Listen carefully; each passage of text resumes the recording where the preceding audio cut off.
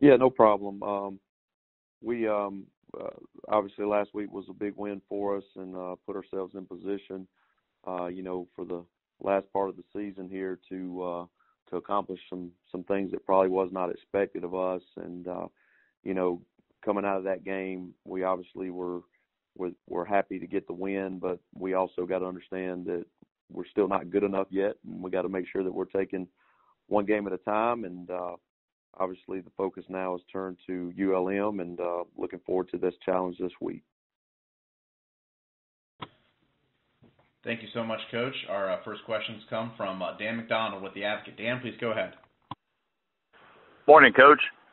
Do you see any? I know a lot of people are already out in the exterior are looking ahead to that game against Troy 2 weeks from now that could be for the division title.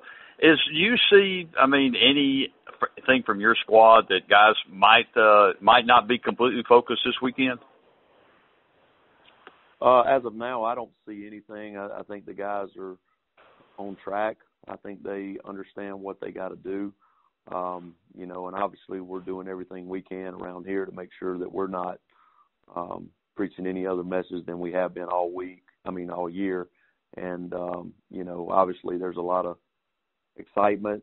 There's a lot of things being said in public and media-wise and all that kind of stuff that we got to make sure we drown the noise. But as of right now, I don't see anything. I thought the guys did a really good job of focusing last night at practice, and looking forward to seeing them tomorrow when it's time to practice again and see how they are.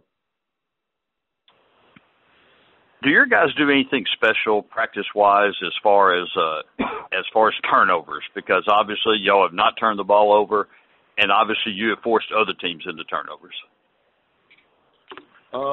Well, we always start every practice off with a ball security drill, and we have our offensive players obviously securing the ball, and we have our defensive players trying to take it away. We kind of use the New England Patriots model of their turnover takeaway circuit, and we do that at the beginning of each practice.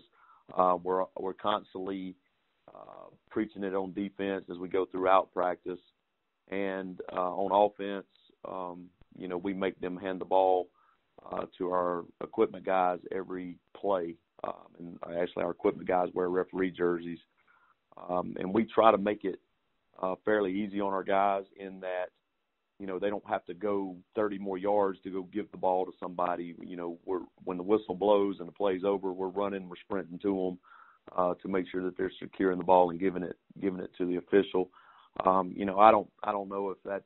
I think obviously we do it because we think it helps, but I do think it's a constant reminder about always taking care of the football. Last week we did put a couple of balls on the ground. It's kind of that obviously makes you a little bit nervous, and we got to make sure we shore that up. We also talk about this thing called population, where if we do put the ball on the ground, we want to make sure we got guys around the ball, or if we get the ball out on defense, that we got guys around the ball. So we talk about population an awful lot also. Appreciate it, Coach. No problem. All right, thank you, Dan. Our next questions come from Whitney Hayworth with the Sunbelt Digital Network. Please go ahead, Whitney. Good morning, Coach. How are you? Great. How are you today? I'm good.